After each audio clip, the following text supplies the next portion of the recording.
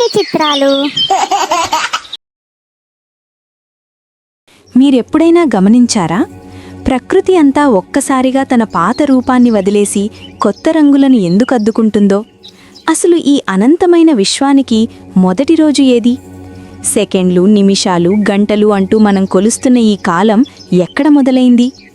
వేల ఏళ్ల క్రితం శూన్యం తప్ప మరేమీ లేని ఆ సమయంలో ఒక అద్భుత శక్తి ఈ సృష్టిని ఎలా డిజైన్ చేసింది? ఆ ఉత్కంఠభరితమైన సృష్టి ఆరంభమే మన ఉగాది. ఉగాది అనే పదం వెనుక ఒక గొప్ప అర్థం దాగి ఉంది. సంస్కృతంలోని యుగ మరియు ఆది అనే రెండు పదాల కలయికే యుగాది. యుగ అంటే ఒక కాలం, ఆది అంటే మొదలు.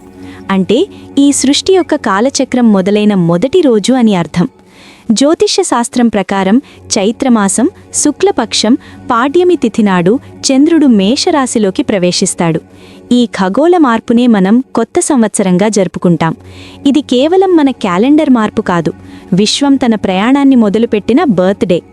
హిందూ పురాణాల ప్రకారం ఉగాది పండుగకు అత్యంత ప్రాముఖ్యత ఉంది. ప్రళయం తర్వాత సర్వం శూన్యంగా ఉన్న తరుణంలో శ్రీ మహావిష్ణువు నాభికమలం నుండి బ్రహ్మదేవుడు ఉద్భవించాడు. విష్ణువు ఆదేశం మేరకు బ్రహ్మదేవుడు ఈ సృష్టిని నిర్మించడం ప్రారంభించాడు. బ్రహ్మదేవుడు సృష్టిని ప్రారంభించినప్పుడు ఈ విశ్వాన్ని ఒక క్రమపద్ధతిలో నడిపించే అదృశ్య శక్తిని సృష్టించాడు. ఆయనే కాలపురుషుడు. బ్రహ్మదేవుడు సమయాన్ని సెకండ్లు, గడియలు, రోజులు, వారాలు, నెలలు మరియు సంవత్సరాలుగా విభజించాడు. ఈ విభజన సమయంలో దేవతలు అడిగారు, ప్రభు, కాలం అందరికీ ఒకేలా ఉండదు కదా, ఒకరికి సుఖం మరొకరికి దుఃఖం ఉంటుంది, మరి ఈ కాలాన్ని ఎలా గుర్తించాలి అని. అప్పుడు బ్రహ్మదేవుడు పంచాంగం అనే ఒక దివ్యమైన కాలపటాన్ని సృష్టించాడు. ఈ పంచాంగంలో తిథి, వారం, నక్షత్రం, యోగం, కరణం అనే 5 అంగాలను చేర్చి మనిషి తన కర్మల ద్వారా కాలాన్ని ఎలా జయించాలో వివరించాడు. అందుకే ఉగాది రోజు పంచాంగం వినడం అంటే రాబోయే కాలపురుషుడి అడుగుజడలను తెలుసుకోవడం అన్నమాట. మరో ఆసక్తికరమైన కథ ఏమిటంటే, సోమకాసురుడు అనే రాక్షసుడు బ్రహ్మ వద్ద ఉన్న వేదాలను దొంగిలించి సముద్రగర్భంలో దాచేశాడు. అప్పుడు విష్ణుమూర్తి మత్స్యావతారం ఎత్తి ఆ రాక్షసుణ్ణి సంహరించి వేదాలను తిరిగి తెచ్చి బ్రహ్మకు అప్పగించాడు. ఆ వేదాల సాయంతో బ్రహ్మ మళ్లీ జ్ఞానాన్ని, సృష్టిని పునరుద్ధరించిన రోజు కూడా ఇదే. అందుకే ఇది అజ్ఞానం పోయి జ్ఞానం ఉదయించిన రోజు.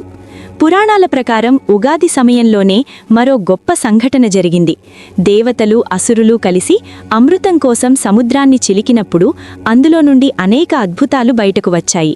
ఆ సమయంలోనే మహాలక్ష్మి అవతరించిందని, ఆమె రాకతో లోకానికి ఐశ్వర్యం సిద్ధించిందని అంటారు. అంతేకాదు, సముద్రమథనంలో చివరగా ఆయుర్వేద అధిపతి అమృత కలశంతో ఉద్భవించాడు.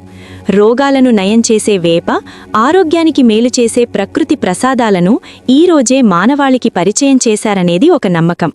అందుకే ఉగాది పచ్చడిలో వేపపూతకు అంత ప్రాముఖ్యత ఉంది. అది ధన్వంతరి ఇచ్చిన ఆరోగ్యవరం. చారిత్రక మరియు ఆధ్యాత్మిక నేపథ్యం చూస్తే, త్రేతాయుగంలో రావణ సంహారం ముగించుకొని అయోధ్యకు తిరిగి వచ్చిన శ్రీరామచంద్రుడికి పట్టాభిషేకం జరిగిన శుభదినం కూడా ఈ ఉగాది రోజే. అంటే అధర్మం అంతమై రామరాజ్యం అనే కొత్త శకం మొదలైన రోజు ఇది. అలాగే శాలివాహన చక్రవర్తి శత్రువులను ఓడించి ఒక కొత్త కాలాన్ని ప్రారంభించిన రోజు కూడా ఇదే. అందుకే మన పంచాంగాల్లో ఇప్పటికీ శాలివాహన శకం అని ఉంటుంది. ఉగాది కేవలం మతపరమైన పండుగ మాత్రమే కాదు, ఇది ప్రకృతి పండుగ. శిశిర ఋతువులో చెట్లు ఆకులను రాల్చి మోడుల్లా కనిపిస్తాయి. కానీ ఉగాది వచ్చేసరికి వసంత ఋతువు మొదలవుతుంది. చెట్లు కొత్త చిగుర్లతో కళకళలాడుతుంటాయి. వేప చెట్టు పూత పూస్తుంది. మామిడి చెట్లు కాయలతో నిండుతాయి. ప్రకృతి మళ్లీ జీవం పోసుకుంటున్నట్లు కనిపిస్తుంది. మనిషి జీవితం కూడా పాత బాధలను, ఓటములను వదిలేసి కొత్త ఆశలతో, ఉత్సాహంతో ముందుకు సాగాలనే సంకేతాన్ని ప్రకృతి మనకు ఇస్తుంది. అందుకే మనం ప్రకృతితో మమేకమై ఈ పండుగను జరుపుకుంటాం. ఉగాది రోజు మనం పాటించే ప్రతి ఆచారం వెనుక ఒక శాస్త్రీయ మరియు మానసిక కారణం ఉంది. సూర్యోదయానికి ముందే నువ్వుల నూనె రాసుకొని స్నానం చేయడం. ఇది శరీరాన్ని ఉత్తేజితం చేస్తుంది. కొత్త బట్టలు ధరించి కొత్త ఉత్సాహాన్ని పొందుతాము. ఇంటి గుమ్మానికి పచ్చని మామిడి ఆకులు, వేపపూతతో తోరణాలు కడతాము. ఇవి గాలిని శుద్ధి చేయడమే కాకుండా మన ఇంట్లోకి దుష్టశక్తులు రాకుండా చూస్తాయని నమ్మకం. ఉగాది అంటేనే పచ్చడి. దీనిలో 6 రుచులు అంటే తీపి, పులుపు, ఉప్పు, చేదు, వగరు, కారం ఉంటాయి. తీపి సంతోషానికి సంకేతం. పులుపు నేర్పుగా వ్యవహరించాల్సిన చిక్కులకు సంకేతం. ఉప్పు జీవితానికి కావలసిన ఉత్సాహం మరియు రుచికి సంకేతం. చేదు మనం ఎదుర్కోవలసిన కష్టాలకు, బాధలకు సంకేతం. వగరు కొత్త సవాళ్లకు సంకేతం. కారం మనలోని ఆవేశం లేదా కోపానికి సంకేతం. ఈ 6 రుచుల మిశ్రమంలాగే మన జీవితం కూడా ఉంటుందని, ఏది వచ్చినా కృంగిపోకుండా స్థితప్రజ్ఞతతో ఉండాలని ఈ పండుగ మనకు నేర్పిస్తుంది. ఇది మన జీవితానికి ఒక పాఠం. జీవితమంటే కేవలం సంతోషమే కాదు, కష్టాలు, కోపాలు, భయాలు అన్నీ ఉంటాయి అని వాటన్నిటినీ సమానంగా స్వీకరించాలని ఈ పచ్చడి మనకు బోధిస్తుంది. సాయంత్రం వేళ గుడిలో లేదా ఇంట్లో పురోహితుల ద్వారా పంచాంగం వింటాం. రాబోయే ఏడాదిలో ఆదాయ వ్యయాలు, రాజపూజ్య అవమానాలు, వర్షాలు ఎలా ఉంటాయో తెలుసుకుంటాం. ఇది భవిష్యత్తు కోసం మనల్ని మనం సిద్ధం చేసుకోవడానికి ఉపయోగపడుతుంది. కాబట్టి ఉగాది అంటే కేవలం ఒక రోజు పచ్చడి తాగి వదిలేయడం కాదు. ఇది మీ లోపల ఉన్న సృష్టికర్తను నిద్రలేపే రోజు.